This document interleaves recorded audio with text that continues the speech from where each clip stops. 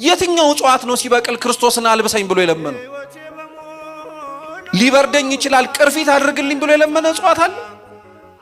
እንደሚያስፈልገው አውቆ እግዚአብሔር ሰጠው እንጂ እግዚአብሔርን እውነት ስለማናምነው ነው እንጂ ክርስቲያኖች እኮ ይሄንን የፈጠረውን ጉሮሮ ውሃና ምግብ ሳይሰጠው የሚያሳድረው ይመስላችኋል? በፍጹም አያደርገውም እኮ።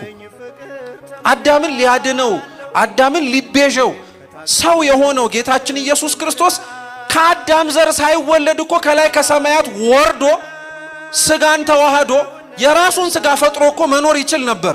ለምንድነው በሰው ማህፀን ውስጥ በእመቤታችን ማህፀን ውስጥ ማደርን የፈለገው? ንጽሕት ስለሆነች ቅድስት ስለሆነች ብቻ ሳይሆን እነሱ ባጠፉት ጥፋት ውስጥ ሊያድናቸው የፈለገው እግዚአብሔር የነሱንም ድርሻ ፈልጎ ነበር። የኛ ድርሻ ንጽሕት የሆነችን ዘር ማቅረብ ነበር። እመቤታችንን አቀረብን። ከዚህ ውጪ ለአምላክ ልንሰጠው የምንችለው ስጦታ የለን። ሰው በጊዜው ለእመቤታችንን የሰጠው በቃ በሷ በኩል እግዚአብሔር ደግሞ እኛን ጎበኘ።